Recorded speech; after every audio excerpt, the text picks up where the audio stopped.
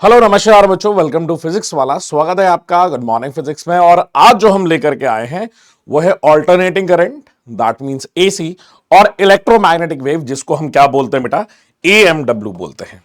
इसी के हम क्या करने वाले हैं बेटा, प्रैक्टिस क्वेश्चंस करने वाले हैं। इसी के हम प्रैक्टिस क्वेश्चंस करने वाले हैं।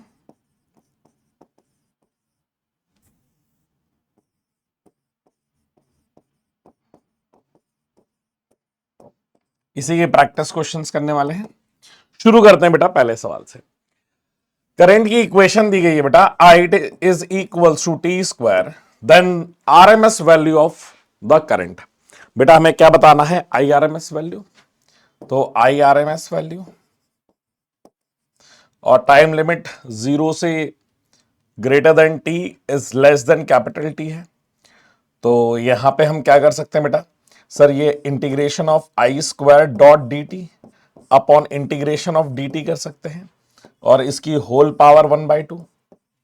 तो यहां से तो बेटा टी आ जाएगा, यहां से टी आ जाएगा, तो यहां से 1/√t पहले लिख देता हूं, और यहां पे इंटीग्रेशन ऑफ आई का स्क्वायर है, दैट मींस टी का स्क्वायर है डॉट डी टी है, ठीक है। और इसकी होल पावर जो है वो कितनी है, रूट है, दैट मींस 1/2। तो ये हमारे पास आ जाएगा 1/√ times of T multiply by, यहां पे हमारे पास आ जाएगा टी का स्क्वायर, तो यहां पे टी स्क्वायर का square, that means integration of T की पावर 4 डॉट डी टी का रूट आ जाएगा 1/2। आप इसका करेंगे तो बेटा x की पावर n+1 अपॉन n+1, तो यहां पे टी की पावर 5 डिवाइडेड बाय 5, ये आ जाएगा की पावर 1/2 और multiply by 1/√ times of T, ठीक है सर। क्या इसको ऐसे लिख सकता हूं, टी की पावर 4 का 1/2 into root times of T, capital T की वैल्यू डाल देते हैं, तो टी की power 4 into root times of T divided by root times of 5 into 1/√ times of T. बेटा टी से टी कैंसिल आउट हो जाएगा, और इसके ऊपर क्या थी, 1/2 पावर थी, तो यहां पे क्या हो जाएगा हमारे पास, टी स्क्वायर बाय √5 आ जाएगा। टी स्क्वायर बाय √5 बेटा ये हमारा आंसर आ जाएगा, ये 5 है बेटा, ठीक है। ऑप्शन नंबर सी जो रहेगा वो हमारा सही हो जाएगा। ऑप्शन नंबर सी हमारा करेक्ट है। क्लियर है। अगले सवाल की तरफ चलते हैं। नेक्स्ट क्वेश्चन कह रहा है द वोल्टेज टाइम ग्राफ। बेटा ये हमारे पास क्या दिया गया, पोटेंशियल दिया गया है, और ये एक्सेस टाइम की है। For a triangular wave having a peak value of V0 is shown in the figure. The average value of voltage is V in time interval that is 0 से t. बेटा average value पूछ रहा है, that means VAVG complete time interval के लिए, that means 0 से capital T तक। तो क्या बेटा ये कंप्लीट साइकिल हो गई, कंप्लीट साइकिल हो गई। कंप्लीट साइकिल में बेटा VAVG की वैल्यू कितनी होती है, सर वो 0 होती है, क्योंकि जितना वो बेटा ऊपर पॉजिटिव रहेगा, जितना ये वाला पार्ट बेटा 0 से t/2 पे पॉजिटिव रहेगा, उतना ही पार्ट t/2 से t पे क्या रहेगा बेटा, नेगेटिव रहेगा। तो जितना पॉजिटिव है उतना ही नेगेटिव है, तो ऊपर और नीचे क्या हो जाएंगे, ये कैंसिल आउट हो जाएंगे। वैल्यू क्या आ रही है बेटा आपकी, 0। अगला सवाल, इन द अबव क्वेश्चन, मतलब सेम क्वेश्चन की बेटा बात कर रहा है, the average value of voltage in one time period, वो भी बेटा सेम ही आएगी। वी एवरेज की वैल्यू भी क्या आएगी, 0 ही आएगी। दोनों ही वैल्यू क्या आ रही है बेटा, 0। तो पिछले वाले का क्या था आंसर, ए, और इस वाले का क्या आ जाएगा बेटा, डी आ जाएगा। अगला, the voltage and current in an AC, जहां पे बेटा वोल्टेज की इक्वेशन दी गई है, V बराबर 5 sine of 100 pi T minus π/6 ये दी गई है, और करंट की इक्वेशन जो दी गई है that is 4 sine of 100 pi T plus π/6। तो यहां पे हमसे क्या पूछा है, फेज डिफरेंस। तो बेटा ये हमारा और ये हमारा, क्या इसको मैं φ2 ले लूं, ये हमारा क्या हो जाएगा बेटा, φ1। तो डेल्टा फाई की वैल्यू क्या हो जाएगी, दैट इज φ2 माइनस φ1 के बराबर। तो यहां से बेटा ये 100 pi T plus pi by 6 और इसमें माइनस ऑफ 100 पाई टी और minus minus plus pi by 6 के बराबर होगा, जहां पे इस वैल्यू से ये कैंसिल आउट हो जाएगा, माइनस बेटा ये प्लस हो ही चुका है, तो pi by 6 plus pi by 6 that is equals to 2 times of pi by 6। तो ये वैल्यू कितनी आ रही है बेटा, पाई बाय 3 आ रही है। ये वैल्यू कितनी आ रही है, पाई बाय 3। पाई बाय 3 का मतलब क्या आ जाएगा बेटा, सर आपका 60 डिग्री आ जाएगा। ठीक है, तो यहां पे अगर आप देखो तो करंट में क्या प्लस पाई बाय 6 है, तो यहां पे हम क्या बोलेंगे बेटा, current leads the voltage bye 60 degree. Pi by 3 का मतलब क्या आ जाएगा बेटा, 60 डिग्री आ जाएगा, क्योंकि वोल्टेज पीछे चल रहा है और करंट क्या कर रहा है बेटा, आगे चल रहा है, तो voltage lead by 60 degree. Option number C जो है वो आपका करेक्ट हो जाएगा। क्या इतना क्लियर है? अब यहां पे बेटा an AC is given by an equation of I बराबर I1 cos of omega T plus I2 sine of omega T. ये दो इक्वेशन दी गई है। The RMS value of current is given by, बेटा यहां पे हमें क्या चाहिए, आई आरएमएस की वैल्यू चाहिए, जल्दी से बताइए, आई आरएमएस की वैल्यू चाहिए। हाँ सर, तो ये वाला जनरल एक्सप्रेशन बेटा आपने पढ़ा ही होगा, जहां पे आई आरएमएस की वैल्यू जो है वो कितनी हो जाएगी, I one square plus I2 square की पावर 1/2 डिवाइडेड बाय 2। बेटा ये हमारे पास वैल्यू हो जाती है I1 square plus I1 square plus I2 square है ना, की पावर 1/2 डिवाइडेड बाय √2। हाँ √2। कौन सा ऑप्शन मैच कर रहा है, यहां पे तो 2 है, ये नहीं है, ये भी नहीं है, I1 स्क्वायर प्लस I1, बेटा ऑप्शन नंबर सी करेक्ट हो जाएगा। कैसे निकाला बेटा, मीन वैल्यू से निकाला। देखिए अगर आप करते तो यहां पे I की क्या मीन वैल्यू लिखते, जो कि क्या होती, I मीन का square that is equals to I1 square cos square of omega T, ठीक है, plus I2 square sine square of omega T plus 2 times of I1 I2 cos omega T और यहां पे साइन ओमेगा टी। अब बेटा हम जानते हैं average value of sine square of omega T जो होती है, sign square of omega T होती है दैट इज 1/2, और उसी तरीके से average value of cos square of omega T जो होती है वो भी 1/2 होती है। वहीं पे average value of sine omega T जो होती है वो क्या होती है, 0, और average value of cos omega T जो होती है वो भी हमारी क्या होती है, 0 होती है। तो यहां पे बेटा क्योंकि ये दोनों टर्म स्क्वायर है तो ये टर्म तो क्या हो जाता, 0 हो जाता। यहां से हमारे पास आ जाएगा I1 स्क्वायर इंटू 1/2 और यहां से आ जाएगा I2 स्क्वायर इंटू 1/2। इस तरीके से बेटा ये होगा, क्लियर, इस तरीके से होगा। Option number C correct. Clear है इतना? क्या मैं आगे चलूं? अगला सवाल कह रहा है बेटा, the variation of the instantaneous current that is I and instantaneous EMF E in the circuit is shown in the figure. Which of the following statement is correct? अगर बेटा यहां पे अगर मैं देखूं तो यहां पे T अगर 0 पे बात करूं, T 0 पे बात करूं तो यहां पे EMF की वैल्यू कितनी है बेटा, 0 है। यहां पे E की वैल्यू कितनी है, 0 है। वहीं पे अगर I की करंट की वैल्यू का बात करूं बेटा तो क्या माइनस ऑफ मैक्सिमम करंट है, माइनस ऑफ I नॉट है। हाँ sir, minus of I not है। और इसके बीच का डिफरेंस कितना है बेटा, मतलब ये जब मिनिमम है तो ये मैक्सिमम है, और फेज डिफरेंस कितना है, π/2 का है। तो क्या मैं कह सकता हूं कि हमारा करंट जो है वो पीछे चल रहा है π/2 से, या फिर EMF जो है वो आगे चल रही है π/2 से। तो वोल्टेज लैग्स बिहाइंड बाय π/2, नहीं बेटा लैग नहीं कर रहा है, the voltage leads the current by π/2। बेटा ऑप्शन नंबर बी जो रहेगा वो हमारा सही होगा।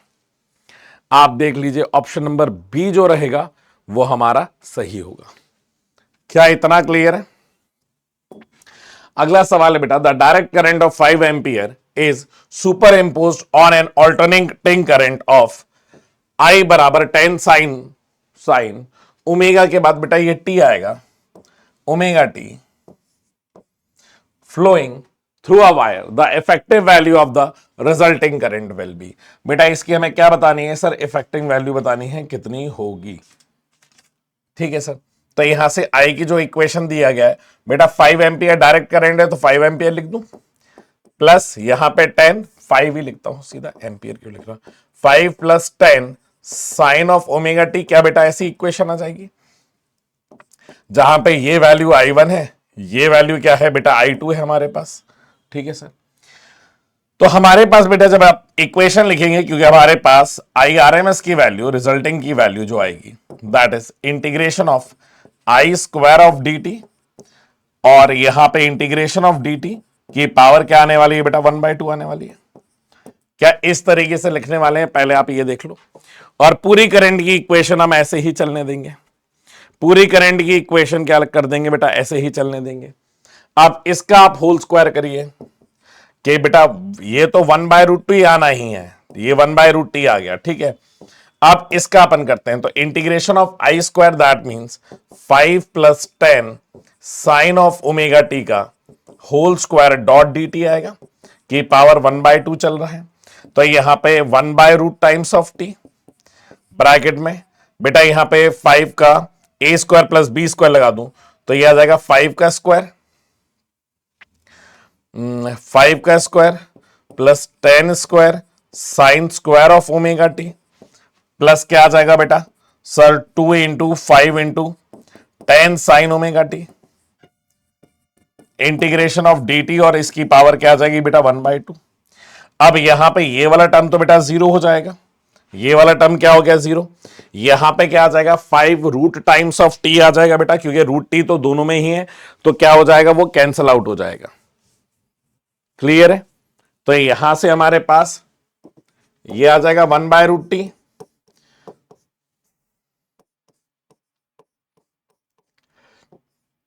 बेटा यहां पे हमारे पास क्या आ जाएगा 5 का स्क्वायर आ जाएगा दैट इज 25, ये 25, और बेटा dt चल रहा है तो उसका भी रूट टी आएगा, और यहां पे साइन ओमेगा टी का भी रूट टी आएगा, तो यहां पे प्लस 10 का स्क्वायर इंटू 1/2, और dt का बेटा यहां पे रूट टी तो आना ही है, और ये पावर 1/2 है, रूट टी से तो रूट टी आप कैंसिल आउट कर दो, तो 25 प्लस बेटा ये 100 है, ये 50 आ जाएगा, और ये आएगा 1/2, तो ये आ जाएगा रूट ऑफ 75। क्या रूट 75 वैल्यू दी गई है? हाँ सर। अब रूट 75 को कैसे लिख सकते हैं सर? रूट 75 को क्या रूट ऑफ 25 इंटू 3 कर सकते हैं, तो 25 का 5 बाहर आ जाएगा, अंदर क्या बचेगा बेटा √3, ये आ रही है बेटा हमारी वैल्यू एम्पियर में। क्लियर, तो यहां पे हमारे पास वैल्यू आ जाएगी बेटा that is 5√3, 5√3 ampere, option number B is correct. अगले सवाल की तरफ चलते हैं। नेक्स्ट क्वेश्चन हमारे पास क्या कह रहा है, आइए जरा इसकी चर्चा कर लेते हैं। सवाल कह रहा है बेटा, if a direct current of a value of A ampere is super imposed on an alternating current that, बेटा ये डायरेक्ट करंट है, मतलब I1 की वैल्यू क्या मैं ए लिख लू, ये डायरेक्ट करंट है, स्मॉल ए लिख लेता हूं, और I2 की वैल्यू जो है बेटा वो दूसरा वाला करंट है, that is given as B sine omega T. ठीक है, flowing through a wire, what is the effective value of resulting current, बेटा सेम उस जैसा अभी हमने लिखा था दोबारा से वैसे ही लिख सकता हूं, तो यहां पे वैल्यू क्या आ जाएगी सर, यहां पे अगर आप टोटल करंट अगर आप देखेंगे तो यहां पे आ जाएगा A plus B sine omega T आ जाएगी, ये इक्वेशन है। अब वही आप आई मीन निकाल लीजिए, तो वैल्यू क्या आएगी बेटा, डायरेक्ट लिख दूं, ये तो ए स्क्वायर ही हो जाएगा, है ना, रूट में वैल्यू चल रही होगी, ये स्क्वायर हो जाएगा, प्लस बेटा यहां से sign square of omega T आएगा, तो ये आ जाएगा बी स्क्वायर इंटू 1/2, और इसकी पावर क्या आ जाएगी बेटा 1/2, इसकी पावर क्या आ जाएगी √1/2, ये डायरेक्ट अपन सीख ही चुके हैं। तो यहां पे A square plus B square by 2, A square plus B square by 2 की power 1/2, option number D correct है, ऑप्शन नंबर डी करेक्ट है बेटा, कुछ भी नहीं करना है, आराम से ये आपकी इक्वेशन हो जाएगी। जल्दी से बताइए, इसमें कोई भी दिक्कत है क्या? एक और सवाल आपको दिखाता हूं, ये वाला सवाल देखिए। A sinusoidal alternating current of peak value I naught passes through a heater of resistance R. What is the mean power output of the heater? Mean power output बतानी है बेटा हमारे पास हीटर की क्या होगी। बेटा मीन पावर आउटपुट, आउटपुट मतलब power, mean power कह रहा है। पावर का फॉर्मूला क्या होता है सर? पावर का formula I square into R होता है। और यहां पे बेटा I square that means I naught का स्क्वायर, और आई नॉट की वैल्यू आई का स्क्वायर इंटू आर। आई क्या होता है बेटा? I equals to I not by root 2 होता है मैक्सिमम वैल्यू। इसको आप यहां पे रख दो तो ये हो जाएगा आई नॉट का square R multi divided by 2। I naught R, I naught square R by 2। बेटा ऑप्शन नंबर बी जो रहेगा वो आपका करेक्ट हो जाएगा। Next question, and voltage is represented by, बेटा ई की इक्वेशन दी गई है that is 220 root of 2 cos of bracket में 50 pi multiply by T. How many times will the current will become 0 in 1 second. Basically बेटा वो ये पूछ रहा है आपसे कि 1 सेकंड में करंट की वैल्यू कितनी बार 0 हो रही होगी। तो अगर मैं यहां से देखूं, क्या बेटा यहां पे ये हमारे पास एंगुलर फ्रीक्वेंसी होगी, ये हमारे पास एंगुलर फ्रीक्वेंसी होगी, तो 2 पाई एफ ये आ जाएगा दैट इज इक्वल्स टू 50 पाई के बराबर। पाई से पाई चला गया, इससे ये 25 बार, तो फ्रीक्वेंसी की वैल्यू कितनी आ रही है? 25 हर्ट्स आ रही है, 25 हर्ट्स आ रही है। तो यहां से अगर आप देखोगे तो बेटा एक साइकिल में 0 कब होगा सर? कोई भी साइकिल में 0 तब होगा जब वो मिनिमम से जाएगा और ये मैक्सिमम है। मतलब अगर एक साइकिल की बात करूं, एक साइकिल की बात करूं, एक साइकिल की बात करूं, तो यहां पे भी बेटा वैल्यू क्या होती है? 0 होती है, और यहां पे भी वैल्यू 0 होती है। हां सर, ये दो टाइम पे वैल्यू क्या रहेगी? 0। अगर आपको ऐसा नहीं देखना कि सर हमारी इक्वेशन तो कॉस की चल रही है, तब भी आप देख लीजिए, ये कॉस की इक्वेशन आ गई। अब आप कॉस की इक्वेशन में भी देखो तो यहां से चल के यहां तक बेटा 1 साइकिल कंप्लीट हो रही है, उसकी 1 साइकिल यहां पे कंप्लीट हो रही है। तो क्या आपको ये दो पॉइंट नजर आ रहे हैं, यहां पे और यहां पे? ये वैल्यू क्या हो रही होगी बेटा? 0 हो रही होगी। हाँ सर, मतलब t/2 पे और 3t/4 पे, या t/4 पे और 3t/4 पे। मतलब एक साइकिल में, एक साइकिल में क्या ये बेटा 2 बार हो रही है। तो अगर बेटा 25 हर्ट्स फ्रीक्वेंसी तो मल्टीप्लाई बाय 2 कर दो तो कितने टाइम्स कम हो रही होगी बेटा मिनिमम में? That is 50 times. तो ऑप्शन क्या आ जाएगा बेटा? Option number A that is 50 times हमारी वैल्यू क्या बेटा मिनिमम हो रही होगी। क्या इतनी बात क्लियर है आपको? मैं आगे ले चलूं। अगला सवाल ये कह रहा है the RMS value of N AC, जिसकी फ्रीक्वेंसी कितनी दी गई है बेटा? 50 हर्ट्स दी गई है। करंट कितना दिया गया है? 10 एम्पियर दिया गया है। The time taken by an alternating current in reaching from 0 to maximum value to its peak value. बेटा 0 से मैक्सिमम कब हो जाएगी? 0 से मैक्सिमम सर, 0 से मैक्सिमम 1/4 ऑफ दी साइकिल में होता है। हाँ सर, 1/4 ऑफ दी साइकिल में होता है, तो वैल्यू कितनी आ जाएगी? t/4 आ जाएगी, t/4 आ जाएगी। तो टाइम दिया गया है द फ्रीक्वेंसी, ठीक है, 50 हर्ट्ज दिया गया है, और द टाइम टेकन 50। फिर फ्रीक्वेंसी का इस्तेमाल करना पड़ेगा बेटा, और कुछ नहीं, फ्रीक्वेंसी का इस्तेमाल करना पड़ेगा ना, क्योंकि टाइम पीरियड गिवन है। टाइम पीरियड के टर्म्स में आएगा t/4। टाइम दिया नहीं है तो हम क्या करेंगे बेटा? टाइम पीरियड को क्या लिख सकते हो sir? Frequency is equal to 1/t, तो t की वैल्यू क्या हो जाएगी? 1/f। तो यहां से बेटा मैक्सिमम कब आएगी?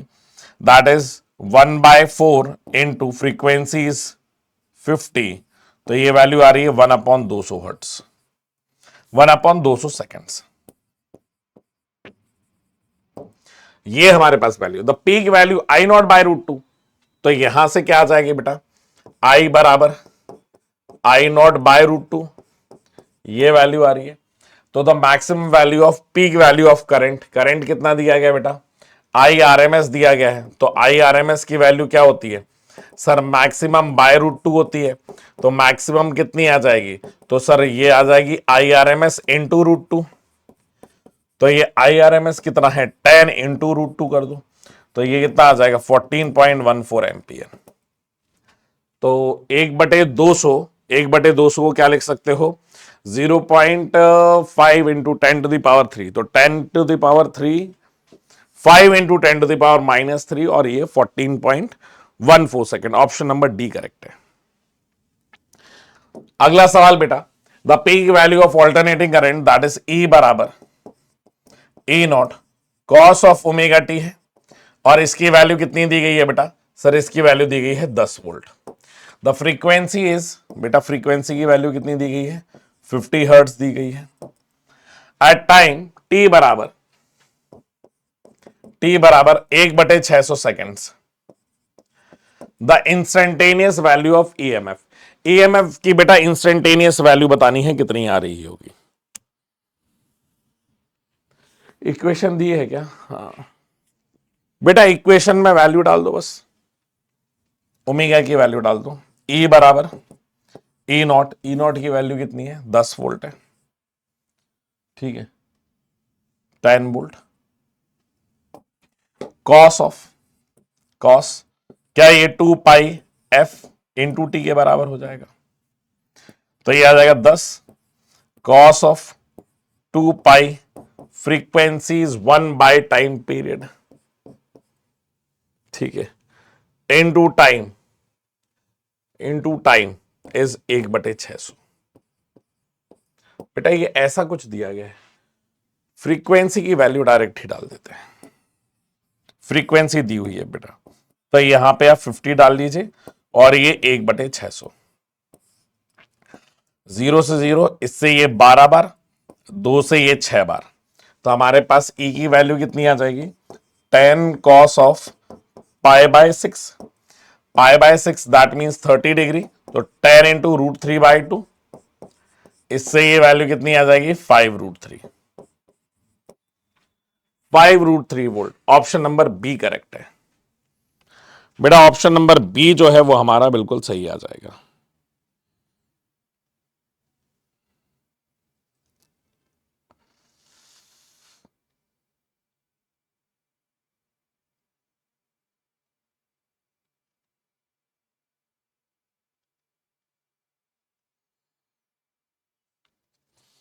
क्या इतना क्लियर है? अगला सवाल है बेटा, using an AC volt meter the potential difference in an electric line in an household read to be 234 volt. If the line frequency is known to be 50 cycle per second, the equation of the line voltage will be. Equation of line voltage क्या होगी, हमें यह बतानी है।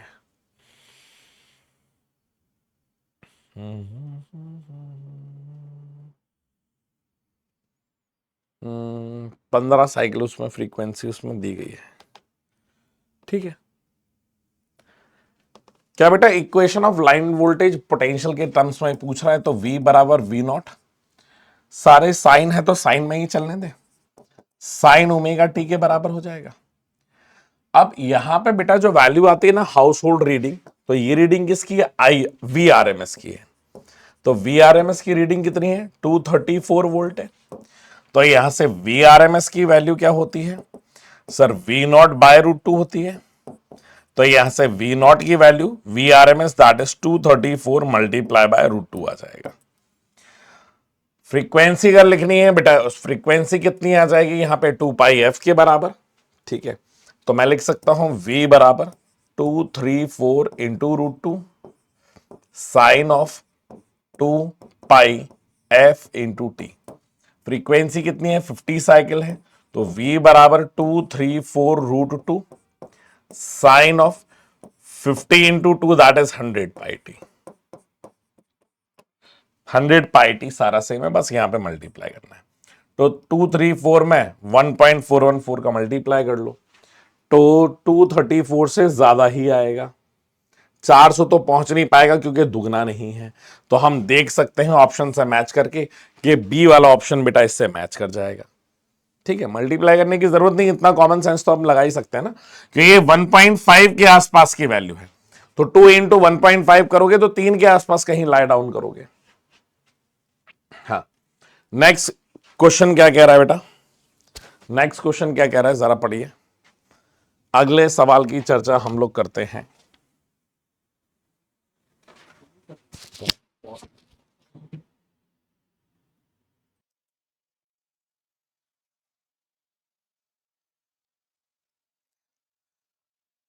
बेटा इस सवाल में ये कह रहा है a resistance of 20 ohm is connected to a source of alternating potential। Resistance की वैल्यू कितनी दी गई है सर, 20 ओम दी गई है, is connected to a source of alternating potential of 220 volt. ठीक है, पूछना क्या चाहता है,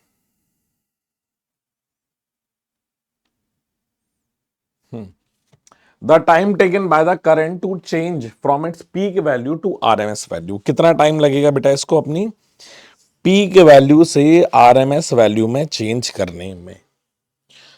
तो सबसे पहले देखते हैं कि अपने पास रेजिस्टेंस दिया गया है और V बराबर 220 साइन ऑफ 100 पाई टी के बराबर है, time taken to change the current from peak value. तो पहले I की वैल्यू निकाल लें, और ये हमारा रेजिस्टेंस है, ये हमारा V नॉट है।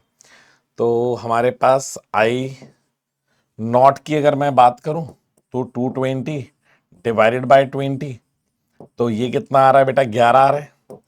ठीक है, ये I नॉट की वैल्यू मतलब मैक्सिमम वैल्यू ऑफ करंट 11 आ रहा है हमारे पास। ठीक है, पर हमें चाहिए तो टाइम है, तो टाइम अपन पहली इक्वेशन से निकाल लेते हैं, जो कि हमारे पास दी गई है। V की जो इक्वेशन होगी वही करंट की इक्वेशन होगी, बस I नॉट की वैल्यू डिफरेंट होगी।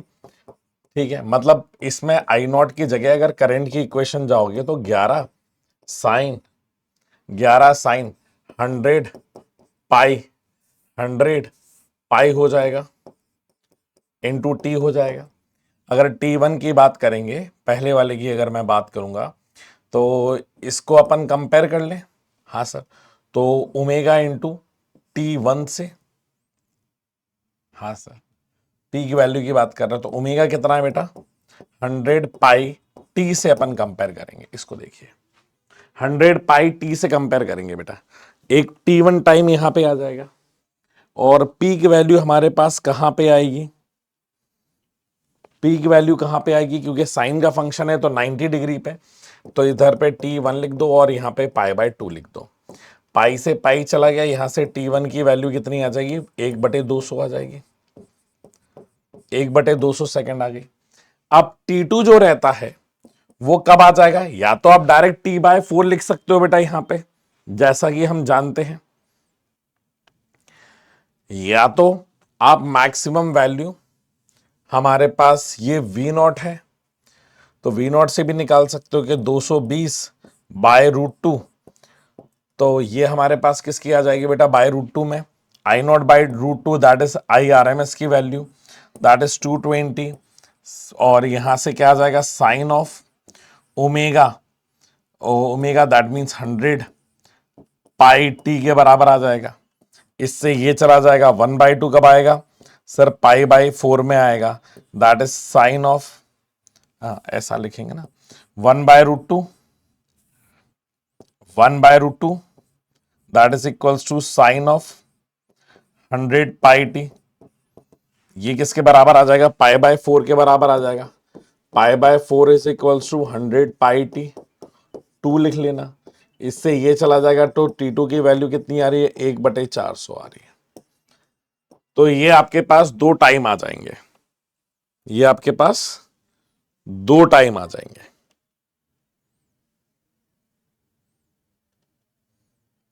ठीक है, पाई2 की वैल्यू सही लिखी है ना, 45। हाँ, पर आप ये समझो कि बेटा ये आगे की तरफ जा रहा है, मतलब 90 डिग्री आपने यहां पे देख लिया, और 90 प्लस पाई/2, मतलब आपको जो इसका कंपेयर करना है वो पाई/4 से नहीं करना है, इससे करेंगे तो ये गलत हो जाएगा। ये करेंगे पाई/2 प्लस पाई बाय 4 से। तो इसका एलसीएम लेंगे तो ये कितना आ जाएगा, 4 आ जाएगा। हाँ, और 4 के बाद बेटा ये कितनी वैल्यू आ जाएगी, दैट इज 3 पाई बाय 4 के बराबर, क्योंकि 3 पाई बाय 4 की वैल्यू 45 और 3 135। इसकी वैल्यू आप 100 पाई T2 से कंपेयर करेंगे। इससे ये कैंसल आउट हो गया। T2 की वैल्यू आ रही है 3/400 सेकेंड, ये वैल्यू आएगी। ठीक है, क्योंकि आप देखिए जैसे कर्व किसका बोला था, साइन का बोला था। तो अगर साइन के कर्व में यहां पे देखेंगे, साइन के कर्व में यहां पे देखेंगे क्या हो गया, साइन के कर्व में यहां पे देखेंगे तो साइन का कर्व कुछ इस तरीके से जा रहा है। ठीक है, साइन का कर्व कुछ इस तरीके से जा रहा है। अब इस तरीके से जा रहा है तो यहां पे जो वैल्यू है वो मैक्सिमम कब मिलेगी, दैट इज T/2 पे, या फेज में देखो तो ये पाई/2 लिख दूं 90 डिग्री पे, और ये दूसरी मैक्सिमम कितने पे मिलेगी, दैट इज 3 पाई/4 पे। ठीक है, हाँ, मतलब अगली पाई/4 की वैल्यू या 1/√2 जो आपको मिलने वाला है। ठीक है, क्योंकि आरएमएस से कंपेयर कर रहे थे अपन। ठीक है सर, तो अब इस T2 को माइनस कर दो तो ये कितना आ जाएगा, 3/400 माइनस 1/200। पिछला वाला टाइम 1/200 ही है ना। हाँ, 1/200 को माइनस कर दो, कितना हो जाएगा सर, यहां पे एलसीएम 400 ही आएगा, और ये आएगा 3, ये आ जाएगा 400 से 2 बार, दैट इज 1/400। 1/400 सेकेंड बेटा हमारा आंसर सही है। 1/400 सेकेंड। 1/400 को क्या लिख सकते हैं बेटा सर, 1/4 को लिख देंगे 0.25 और 10⁻³ ये दोनों ऑप्शन बेटा सेम दिए गए हैं, ऑप्शन डी और सी। बेटा ये दोनों सेम है, जो भी आपका ऑप्शन लगे आप वो सही, आप उसको टिक कर सकते हैं। क्या इतनी बात क्लियर है? अगला सवाल कह रहा है बेटा, the inductive coil of resistance R की वैल्यू या एल की वैल्यू, ठीक है, इंडक्टिव कॉइल ऑफ रेजिस्टेंस मतलब एक्सएल की वैल्यू कितनी दी गई है, 100 ohm, in an AC circuit of a frequency of 1000 hertz से is fed to a coil. The applied voltage leads by, बेटा वोल्टेज कितने से लीड कर रहा है, leads, the applied voltage leads the current by, voltage leads current by पाई/4 लिख दूं। What is the inductance of the coil, हमें क्या बताना है बेटा, कॉइल का इंडक्टेंस की वैल्यू बतानी है, कितनी होगी, जल्दी से बताइए। हाँ सर, तो एक्सएल की वैल्यू, क्या एक्सएल की वैल्यू रेजिस्टेंस के बराबर है, इसकी वैल्यू क्या होती है 2πf इंटू एल के बराबर। हाँ sir, omega into L that is equals to R. L की वैल्यू आ जाएगी R/2πf, R/2πf। तो यहां पर रेजिस्टेंस कितना है, that is of 100 ohm divided by 2 into 3.14 into frequency कितनी दी गई थी, दैट इज 1000, 1000। बेटा इसको मेरे ख्याल से अब सॉल्व कर लेंगे, 3 पॉइंट समथिंग के आसपास आ जाना चाहिए, क्योंकि 2 0 से ये 2 0 चले गए। ये हो जाएगा, अगर मैं मल्टीप्लाई कर दूं तो ये हो जाएगा 2 इंटू 31 है, 31 समथिंग, तो ये 1/62 के आसपास, 1/62 के आसपास। तो मेरे ख्याल से इसका बेटा ऑप्शन जो आएगा वो 16 mH 16 मिली हेनरी के आसपास आ जाएगा। क्लियर, इसको सॉल्व कर लेना बेटा। क्या नेक्स्ट क्वेश्चन की तरफ चलें? अगला सवाल हमारा क्या कह रहा है, इन अ AC circuit the potential difference across a inductance and a resistance joined in series respectively are 16 volt and 20 volt. The total potential across the circuit, बेटा टोटल पोटेंशियल की वैल्यू बतानी है, सर्किट के बीच में क्या होगा। तो VRMS हम देख सकते हैं बेटा, इंडक्टेंस है और क्या क्या दिया, इंडक्टेंस और रेजिस्टेंस, तो 16 का स्क्वायर प्लस 20 का स्क्वायर कर देना, हो जाएगा इससे ये लगभग लगभग 25.6 के आसपास बेटा इसकी वैल्यू आनी चाहिए, 25.6 के आसपास। क्या मैं आगे चलूं? क्या मैं आगे चलूं? नेक्स्ट क्वेश्चन क्या कह रहा है? 220 वोल्ट एंड 500 हर्ट्ज। बेटा 220 वोल्ट दिया गया है, 50 हर्ट्ज दिया गया, AC generator is connected to an inductor of 50 ohm resistance in series. ठीक है। The current in the circuit is 1 ampere, the potential difference across the inductor will be. बेटा inductor के अक्रॉस पोटेंशियल डिफरेंस की value हमें निकालनी है। Inductor के across potential difference, ठीक है, क्या वैल्यू आ रही है?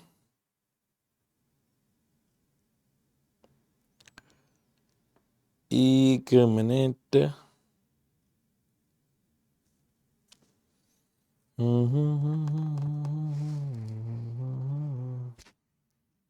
वो तो आ ही जाएगा बेटा, बस ऑप्शन चेक कर रहा हूं। ये तो आ ही जाएगा, V equals to I R से। हाँ बेटा यहां से अपन V नेट निकाल लेंगे। एक बार देख लूं, पोटेंशियल 220 वोल्ट दिया है, एसी जनरेटर है, इंडक्टर है, 5 ओम रेजिस्टेंस है, इन सीरीज है।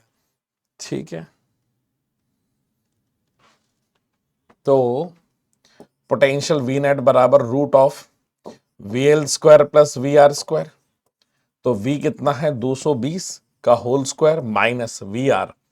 V equals to I into R करेंगे तो 50 इंटू 1 का whole square, that is equals to VL का स्क्वायर। तो VL का स्क्वायर, VL का square that is root times of 220 का स्क्वायर माइनस 50 का स्क्वायर। बेटा क्या ये हम सॉल्व कर लेंगे? क्या ये हम सॉल्व कर लेंगे? 50 बेटा वैल्यू छोटी ही है, 250 के आसपास, तो हमारा इसमें वैल्यू भी जो आनी चाहिए वो 214 के आसपास ही आएगी। 170 बेटा 220 से छोटी तो हो ही नहीं सकती है, ठीक है, क्योंकि होल स्क्वायर होकर के उसमें बेटा माइनस हो रहा है, तो 214 के आसपास वैल्यू आएगी। एक बार आप रूट्स में देख लेना ये वैल्यू। क्लियर है? एक पीछे सवाल रह गया, ये सवाल अच्छा था। हाँ, in a circuit given in a figure VC potential across capacitor that is 50 volt और रजिस्टर की वैल्यू कितनी दी गई है? सर 50 ओम दी गई है, 50 ओम दी गई है। The value of C and R will be. VC दे दिया है, R दे दिया है, ठीक है सर। अच्छा VR कितना आ जाएगा? अगर R है, C है और V है तो V नेट बराबर root of VC square plus VR square के बराबर होगा। क्या बेटा ये लिख सकता हूं नेट पोटेंशियल के बराबर? हाँ सर। और यहां पे 110 वोल्ट दिया गया है, दैट मींस 110 का whole square that is equals to root times of, square कर दिया तो रूट की जरूरत नहीं है। VC की वैल्यू दी गई है 50 का स्क्वायर प्लस VR का स्क्वायर, तो ये 110 माइनस 50 का square that is equals to VR, और इसके ऊपर क्या आ जाएगा बेटा? रूट आ जाएगा। आप देख लीजिए, क्या यहां से पोटेंशियल निकाल सकता हूं? क्या यहां से पोटेंशियल आ जाएगा? एक बार अपन कैलकुलेटर से करके देख लें बेटा।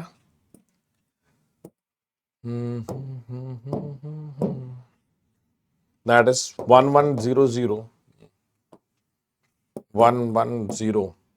इंटू 110, तो बेटा ये आ रहा है 121 माइनस यहां से 2500, ठीक है, तो ये वैल्यू हमारे पास कितनी आ रही है?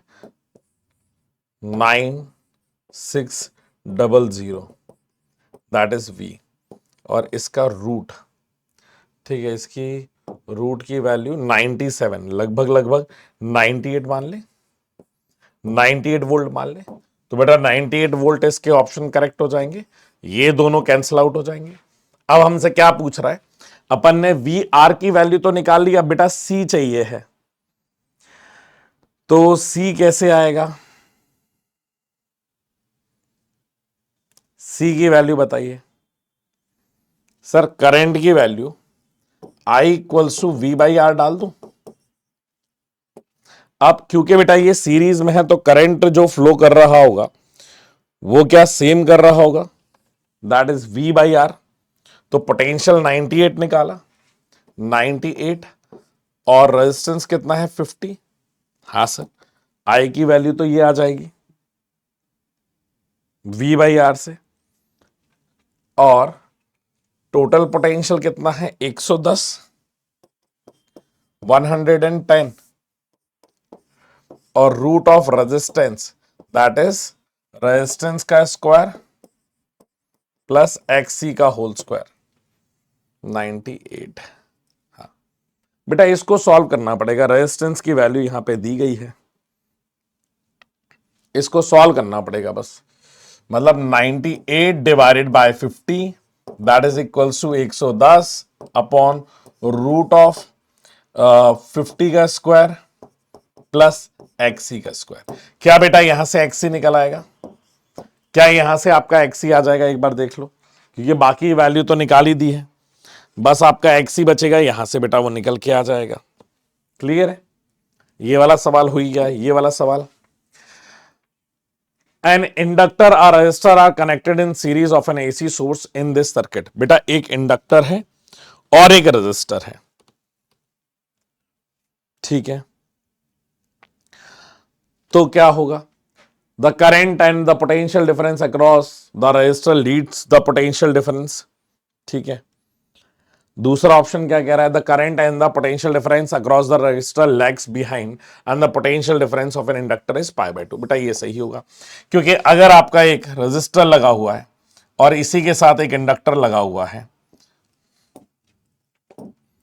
एक रजिस्टर लगा हुआ है और इसी के साथ एक इंडक्टर लगा हुआ है, और ये आपका एसी सप्लाई है, तो जहां पे बेटा वी आर होगा वहीं पे हमारा करंट होगा आई, और यहां पे क्या होगा, हमारा वीएल होगा। तो आप देख सकते हैं यहां पे कह रहा है the current and the potential difference across the resistor lags behind the potential difference across the inductor by pi by 2। बेटा ये पाई बाय 2 से पीछे चल रहा है। क्लियर है कि नहीं है, आप देख सकते हैं।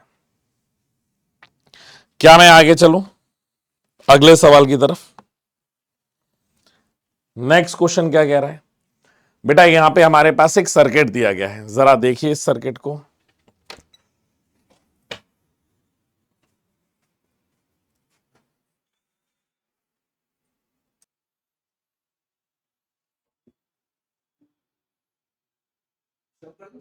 नहीं नहीं नहीं, पॉज किया।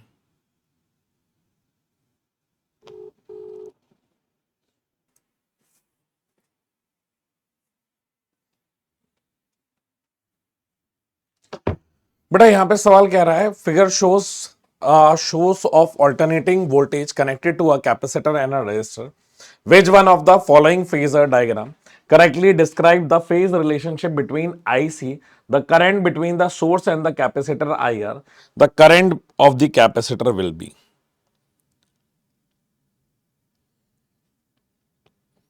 हमें बेटा डायरेक्शन बतानी है कि क्या रही होगी,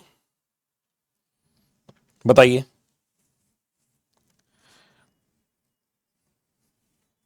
क्या रही होगी, और किसकी डायरेक्शन बतानी है, करंट की बतानी है। वोल्टेज के रिस्पेक्ट में नहीं पूछ रहा है, वो सिर्फ आपसे करंट के रिस्पेक्ट में पूछ रहा है। अगर आप करंट की बेटा डायरेक्शन देखो, सबसे पहले वाले में अगर हमारे पास रजिस्टर रहता है तो वी आर इधर रहेगा, और करंट कहां रहेगा, यहां पे करंट रहेगा, हाँ सर, आई आर की वैल्यू। और अगर यहां पे बेटा अपन वीसी मान रहे हैं तो तब भी बेटा करंट की वैल्यू आईसी कहां रहेगी, यहां पे रहेगी। तो क्या आई आर और आईसी दोनों की डायरेक्शन सेम है, तो पहला वाला ऑप्शन करेक्ट हो जाएगा। ये आई आर है और ये आईसी है, तो ये दोनों ऑप्शन क्या रहेंगे बेटा, बिल्कुल सेम रहेंगे। क्या मैं आगे चलूं, अगर इतना क्लियर है आपको।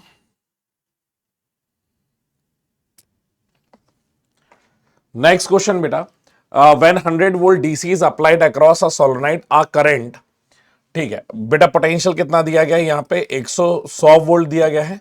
करंट आई की वैल्यू कितनी दी गई है, 1 एम्पियर। आई की वैल्यू कितनी दी गई है बेटा, दैट इज 1 एम्पियर।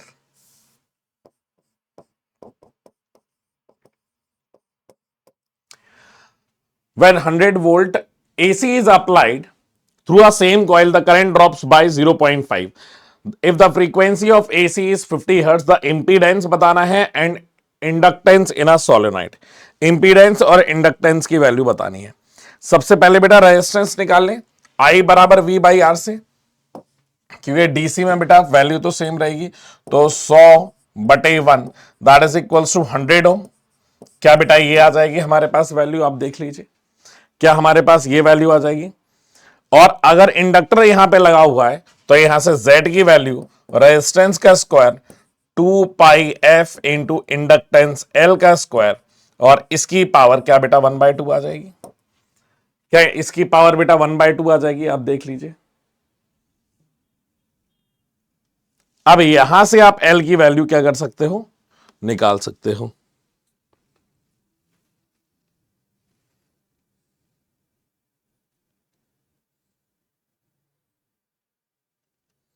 यहां से बेटा आप क्या कर लोगे, L की वैल्यू निकाल लोगे। क्या मैं करके बताऊं, जल्दी से बताओ। यहां से अब आप L की वैल्यू निकाल लोगे। इंपीडेंस उसने कितना दिया गया है,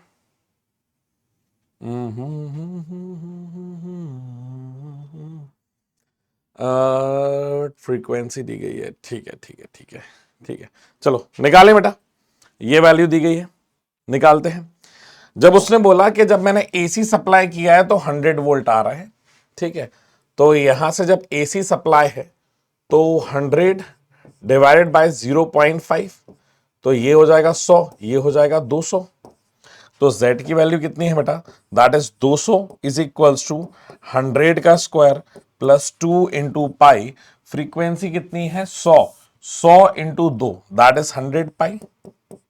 100 पाई के बराबर आ जाएगा 100 pi into L square, 100 pi का होल स्क्वायर की पावर 1/2। ठीक है, अब बेटा इसको सॉल्व कर लेना, ठीक है, इसको सॉल्व कर लेना, यहां से वैल्यू आ जाएगी 100 ओम के आसपास है और वहां से H की वैल्यू आ जाएगी। थोड़ा ये कैलकुलेशन मैं उम्मीद करता हूं कि हम कर लेंगे।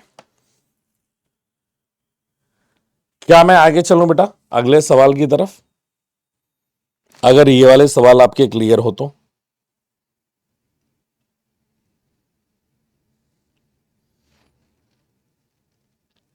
नेक्स्ट क्वेश्चन की तरफ चलें।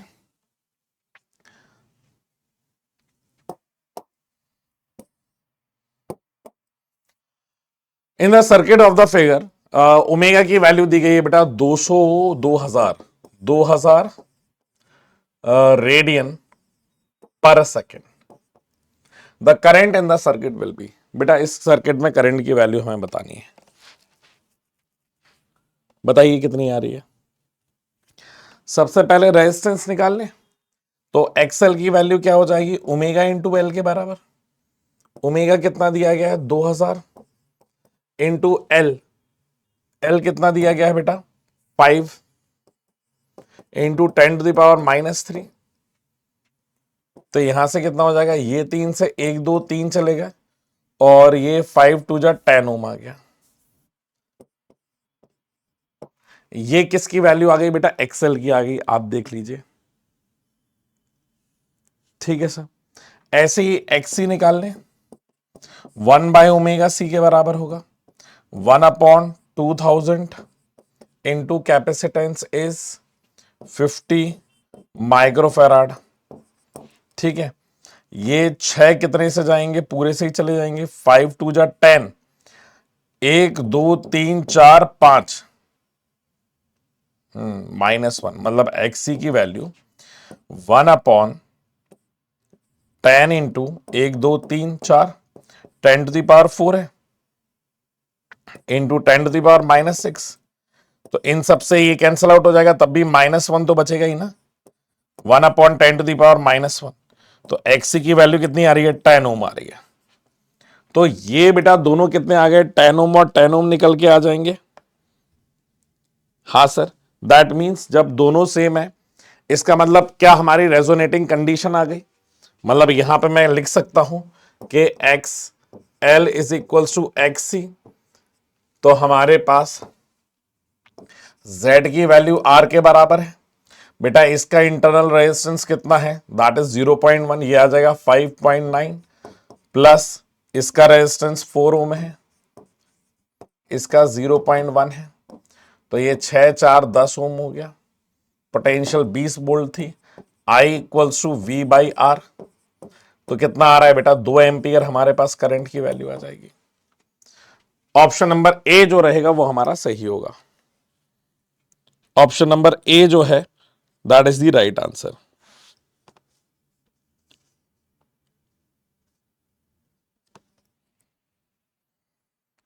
क्या इतना क्लियर है?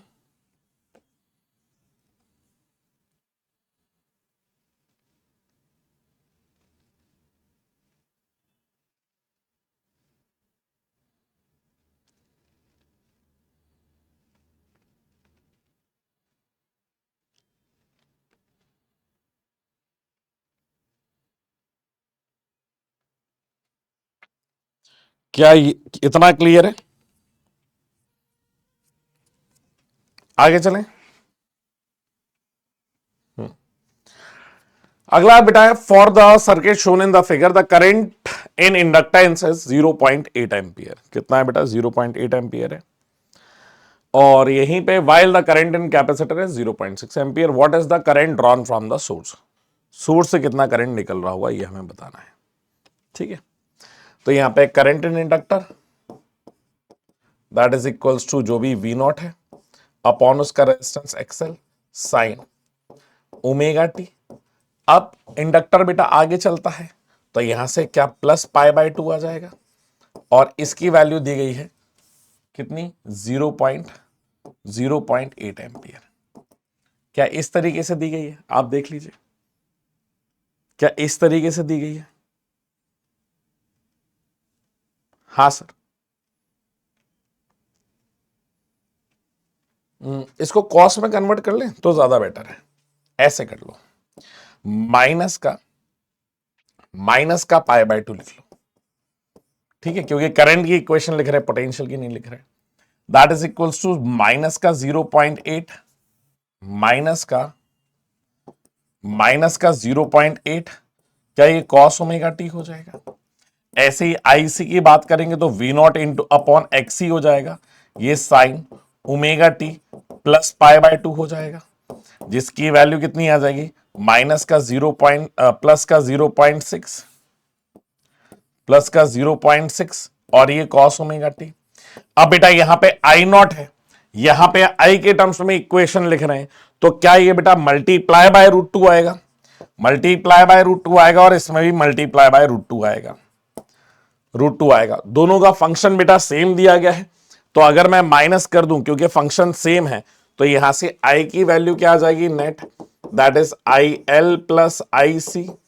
तो आई की वैल्यू दैट इज 0.8 माइनस का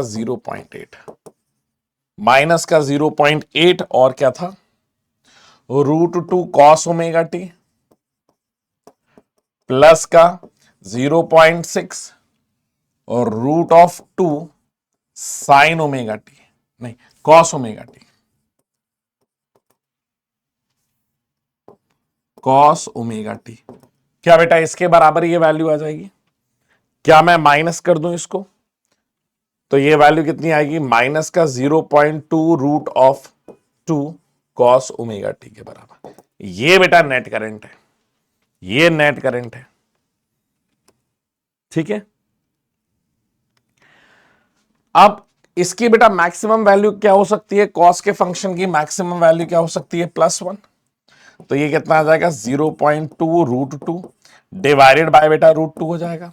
√2 से √2 चला गया तो करंट कितना फ्लो हो रहा है बेटा, 0.2।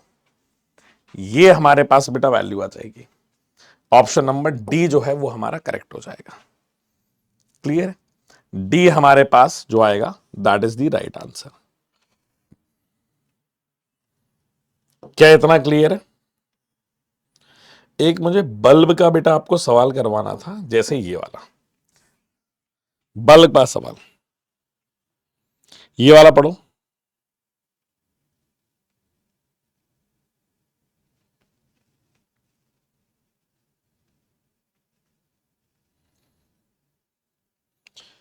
ये वाला सवाल पढ़िए।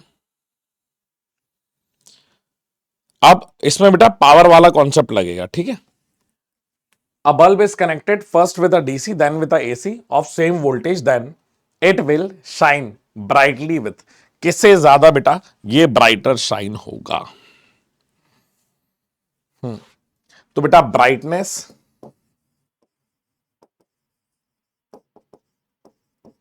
क्या डायरेक्टली प्रोपोर्शनल है बेटा उसके पावर के, और पावर इनवर्सली प्रोपोर्शनल है रेजिस्टेंस के। रेजिस्टेंस जितना एसी में होगा उतना ही रेजिस्टेंस डीसी में होगा। रेजिस्टेंस बेटा सप्लाई पे तो डिपेंड करता नहीं है, तो brightness will be equal in both cases. दोनों ही केसेस में बेटा ब्राइटनेस की जो वैल्यू रहेगी वो कैसी रहेगी? एग्जैक्टली सेम रहेगी। क्या इतनी बात क्लियर है? मैं आगे चलूं? मैं आगे चलूं? अगला सवाल है बेटा, a sinusoidal AC current flows through a resistor of resistance R.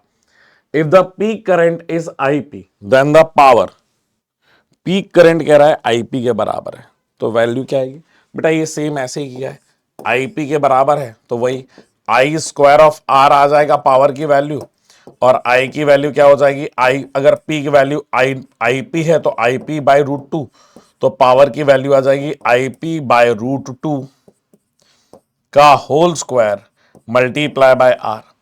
तो ये क्या हो जाएगा? I P square by 2 into R के बराबर। ये बेटा वैल्यू आ जाएगी, ये वैल्यू आ जाएगी। ये हमारा आंसर है। क्लियर है?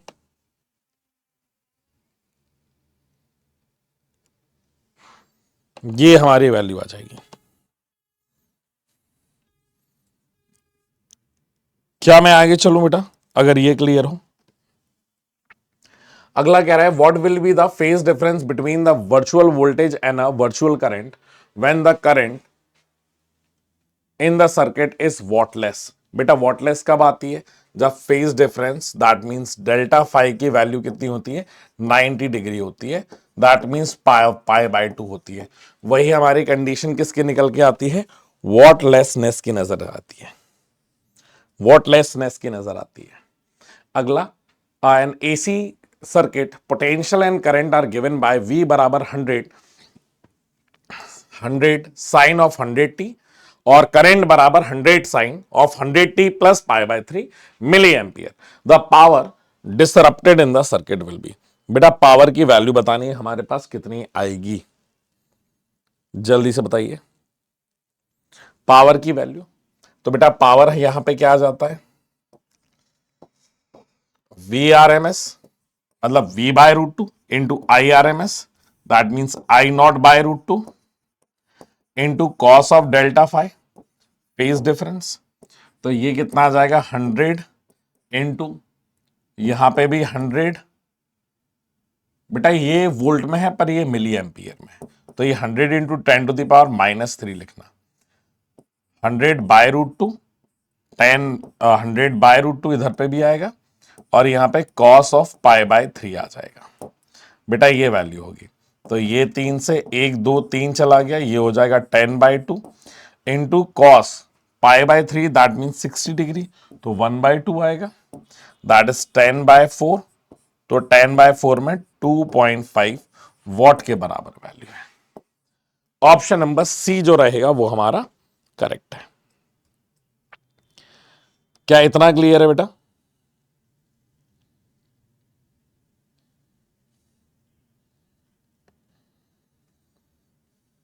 अब क्या थोड़े बहुत सवाल इलेक्ट्रोमैग्नेटिक वेव के भी कर लिए जाए? इलेक्ट्रोमैग्नेटिक वेव के लिए भी कर लिए जाए बेटा सवाल? जल्दी से ये बताइए।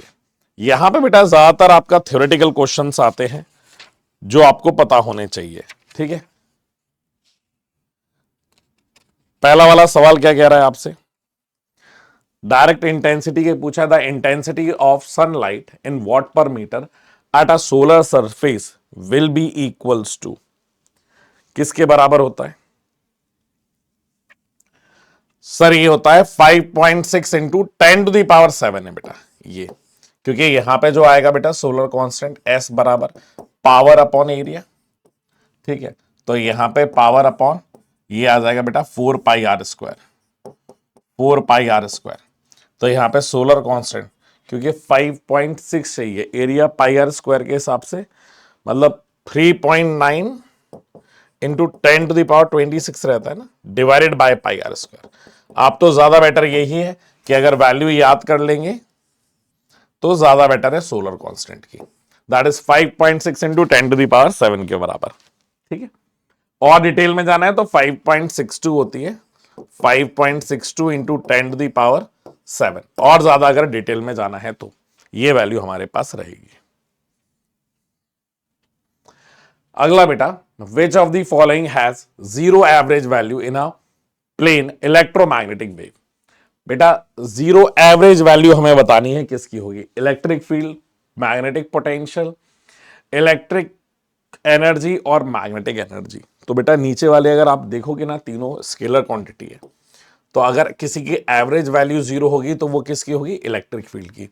क्यों? क्योंकि वो जहां से शुरू हो रही है वहीं पे वो जाके खत्म हो रही है, तो एक कंप्लीट साइकिल में उसकी एवरेज वैल्यू क्या हो जाती है बेटा? जीरो हो जाती है। तो electric field is the right answer. Clear है? The wave impedance of free space will be, बेटा वेव इंपीडेंस की वैल्यू हमें बताना है, फ्री सरफेस के अंदर कितनी होगी? तो impedance that is Z equals to root of, बेटा इस तरीके से कर सकते हो, mu R into mu naught upon epsilon naught R into epsilon naught. बेटा इस तरीके से आप निकाल सकते हो, ठीक है। इससे आपकी वेव इंपीडेंस की वैल्यू निकल के आ जाएगी। क्लियर है कि नहीं है? इसमें और वैल्यू तो दी नहीं है, और वैल्यू तो दी नहीं है, तो इसी तरीके से निकलेगा। The frequency of 1057 mega hertz of the radiation arises from two close energy level in a hydrogen belongs to, किस पे बिलोंग करता है? 1057 मेगा हर्ट्स, ठीक है। तो बेटा यहां पे ये क्या दी गई है सर आपको? फ्रीक्वेंसी लैम्डा, ठीक है, एच सी बाय लैम्डा से ही निकलेगा। तो ये फ्रीक्वेंसी दी गई है, that is 1057 mega hertz, that means frequency is equals to 1057 into 10⁶ hertz. क्या बेटा ये इस तरीके से वैल्यू दी गई है? जल्दी से बताइए। हाँ सर, तो lambda is equals to C by nu के बराबर रख ले। लैम्डा की वैल्यू क्या आ जाएगी? सी बाय न्यू आ जाएगी। See that is 3 into 10⁸ upon 1057 into 10⁶, ठीक है, 10⁶। तो ये कैंसल आउट होकर के दो बार, तो ये 300/1057। अब यहां पे देखना बेटा ध्यान से, अगर मैं इसको डिवाइड करूं ना, तो ये लगभग लगभग आप देखो ऊपर कितना है बेटा? 300, 300 डिवाइड बाय 1057, वैल्यू कितनी आ रही है? 0.28, 0.28, ठीक है। अब ये मीटर्स में आएगी, इसको कन्वर्ट करेंगे तो 28 सेंटीमीटर। बेटा ये किस में लाई करती है सर? ये रेडियो वेव में लाई करती है। तो क्या आ जाएगा ऑप्शन बेटा? रेडियो वेव आ जाएगा। Option number A is correct. इस तरीके से बेटा हमें करना है।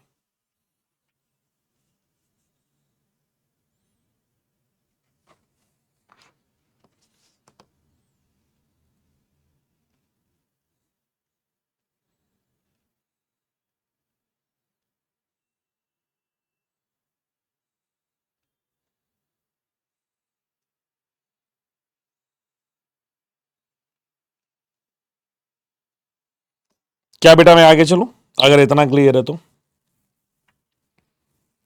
सेंटीमीटर में ही लिखा है ना, हाँ ठीक है। अगला बेटा, द वेवलेंथ एसोसिएटेड विद 2.7 के बिलोंग्स टू 2.7 के। अब अगर बेटा आपने इसमें वेन्स कांस्टेंट वगैरह पढ़ा होगा तो आप ये कर सकते हैं, क्योंकि के कैल्विन है, lambda H into T that is equals to constant Wien's constant B, तो आप निकाल पाएंगे कि लैम्डा एम बराबर बी बाई टी। ठीक है, अगर अगर आपने नहीं किया है वेन्स कांस्टेंट क्योंकि सिलेबस से नहीं है तो फिर वो आपने नहीं किया होगा। ठीक है, तो एक बार बेटा ये देख लेना, अगर आपने ये किया है, करना अपन को ऐसा ही है। वी बेन्स कांस्टेंट की वैल्यू कितनी होती है सर? वो भी 0.287 समथिंग के बराबर होती है, तो 0.287 डिवाइडेड बाय अपन को 2.7 की करना पड़ेगा। कांस्टेंट से ये कैंसिल आउट। अब बेटा आप इसको डिवाइड कर लेंगे। क्लियर? क्या मैं आगे चलूं? क्या ये हो जाएगा? क्योंकि इसमें अब सेंटीमीटर से और छोटी वैल्यू आ जाएगी। अब लगभग 10 सेंटीमीटर mm में देखो तो 1 mm के आसपास आएगा। 1 mm बेटा माइक्रोवेव में आ जाएगा, तो आपको इतना डिटेल में तो जाने की खैर जरूरत नहीं है। ठीक है, the percentage of X-ray increases with the increase in it's.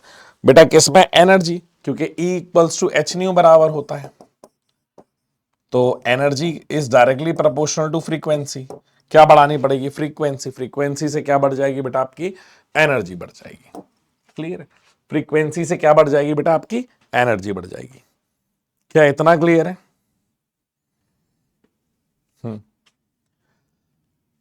The shortest wavelength of X-ray emitted from the X-ray tube depends upon, किस पर डिपेंड करती है बेटा?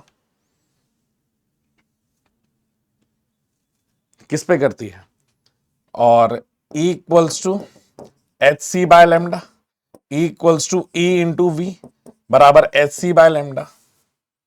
E into V is equals to H C by lambda. तो यहां पे आप देखो, क्या ये बेटा वोल्टेज है? Is inversely proportional to length. Nature of the gas? नहीं बेटा, voltage applied in the tube. Option number B जो है वो हमारा करेक्ट हो जाएगा। क्लियर है बेटा? एक्सरे थोड़ा बहुत पढ़ के जाना, ठीक है? एक्सरे थोड़ा बहुत आप पढ़ करके जाना। मैं समझ रहा हूं सिलेबस में नहीं है, पर फिर भी कैसे बन रहा है, किस तरीके से इस्तेमाल हो रहा है, ये सब पढ़ के जाना। X-ray are not used for radar purpose. बेटा रेडार पर्पस में एक्सरे को यूज क्यों नहीं करते हैं? क्योंकि वो किसी भी तरीके से रिफ्लेक्ट बैक नहीं होते, टकरा के वापस नहीं आ सकते बेटा, आर पार चले जाते हैं इसलिए। ठीक है, इसलिए अपन उसको इस्तेमाल नहीं करते हैं। क्लियर है? The energy of an X-ray is this. बेटा फ्रीक्वेंसी E बराबर एच न्यू से निकाल लेना, तो न्यू बराबर E बाय एच से आ जाएगा। ठीक है, तो यहां से बेटा एनर्जी निकल के आ जाएगी। क्लियर है? द एक्सरे एक्सेलरेट, एक्सरे के ही सवाल दिख रहे हैं। ठीक है, एक्सरे के ही सवाल दिख रहे हैं। The X-ray tube and the acceleration potential applies at the anode is V volt. The minimum wavelength of the emitted X-ray will be. बेटा minimum wavelength की वैल्यू कैसे निकल करके आएगी? और यहां पे V के टर्म्स में, मतलब पोटेंशियल रखना है, तो E equals to H C by lambda. E बराबर एच सी बाय लैम्डा होगा। E energy that is E into V that is equals to H C by lambda. Lambda is equals to H C upon E into V के बराबर। H C upon E into V। बेटा option number D जो रहेगा वो हमारा सही है। Clear है? ऑप्शन नंबर डी जो है वो हमारा सही है। नेक्स्ट क्वेश्चन बेटा, if a source is emanating electromagnetic wave of frequency 8.2 into 10 to the power 6 hertz, then the wavelength of electromagnetic wave emitted from the source will be.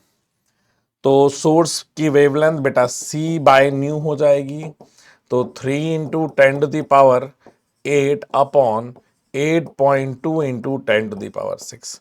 बेटा यहां से इसकी वेवलेंथ निकल के आ जाएगी, यहां से इसकी क्या निकल के आ जाएगी बेटा, वेवलेंथ निकल के आ जाएगी। क्या मैं आगे चलूं? नेक्स्ट क्वेश्चन बेटा, अ प्लेन इलेक्ट्रोमैग्नेटिक वेव, जहां पे इक्वेशन दी गई है EZ बराबर 100 कॉस ओमेगा, ओमेगा की वैल्यू कितनी है 6 इंटू 10⁸ और k की वैल्यू कितनी है 4। The propagation of the medium of dielectric, बेटा mu equals to C by V होता है, v equals to omega by k होता है, ओमेगा की वैल्यू 6 इंटू 10⁸ अपॉन k की वैल्यू 4। इसकी वैल्यू यहां पे रख दो तो ये आ जाएगा 6, 3 into 10⁸ divided by 6 into 10⁸ multiply by 4। बेटा ये आ जाएगी वैल्यू, इससे ये 2 बार और इससे ये 2 बार, वैल्यू कितनी आ रही है बेटा 2 आ रही है। Option number B is correct. Option number B बेटा जो हमारा रहेगा वो यहां पे करेक्ट हो जाएगा। क्लियर है बेटा? आज के लिए इतना ही रहने देते हैं क्योंकि मेरे बैक में बहुत ज्यादा ही दर्द हो रहा है, और है जो बचे कुचे अपने मैक्सवेल इक्वेशन के और रह गए वो अपन कल की क्लास में कर लेंगे। ठीक है, कल बेटा आपका किसका होगा, रे ऑप्टिक्स का होगा, आप याद रखिएगा। कल किसका होगा, रे ऑप्टिक्स का होगा, तो अपन कल रे ऑप्टिक्स पढ़ेंगे। क्लियर है?